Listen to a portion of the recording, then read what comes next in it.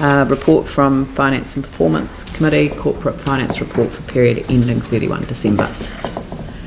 Would someone like to move that the report be received?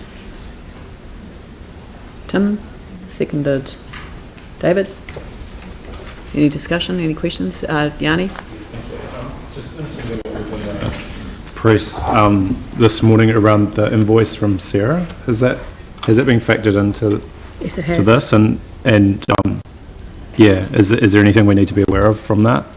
No, not to my knowledge. We always knew that was coming, and now that the invoice has been received, we are working also and have been with LINZ for some time to understand what's behind it, because clearly we don't just pay an invoice as it arrives without understanding what they're charging for, and we have been having that discussion for a little while, and obviously it will continue until we fully understand what they're asking for. Right. It seems to me that the only thing that was news about the story was the amount of money, because the cost-sharing agreement details about the arrangements has been in the media for 3.5 years. Yeah, I just wondered whether we were going to get like a report, maybe as part of the next finance around that whole issue, because there are a number of things around that in terms of land that comes back to council. Well, there might be more coming back to council than was said in the cost-sharing agreement. It was half of the contiguous land to publicly owned land,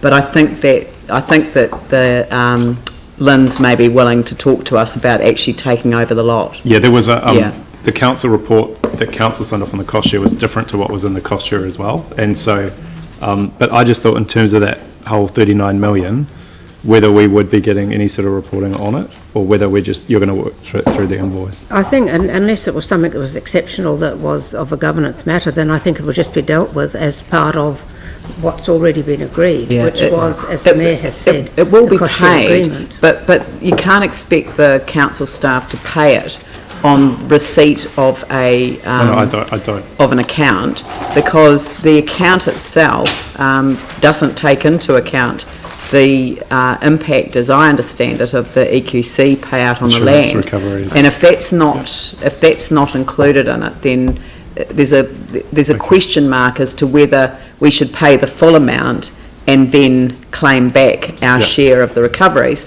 or whether we should wait until the net amount is known. And that's a conversation that staff will have with LINZ, who've only just sent the account. So it's okay. So maybe we could just get a memo. I think asking for a report on how it's all washed up is perfectly acceptable, but it doesn't need to come back to council for an actual decision on the expenditure that was agreed to actually before the cost sharing agreement was signed.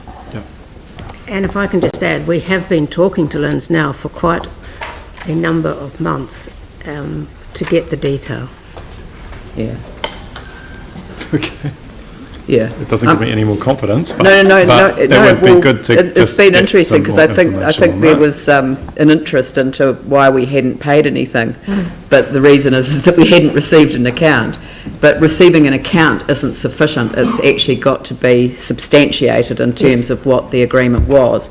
But the agreement was entered into prior to the cost sharing agreement. The cost sharing agreement simply recorded the agreement that had already been entered into. So the Port Hills was always different from the residential red zone, because there was no such provision for equal sharing of the costs and the cost sharing.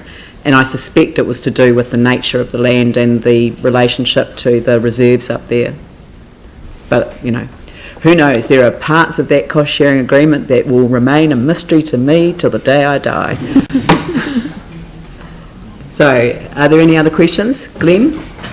Thank you. I just had one over the, obviously the liquidity ratios there. Yes. Just why the others aren't. And I may have missed the net debt to revenue ratio, but is that in there somewhere, what it's sitting at the moment? The net debt to revenue ratio.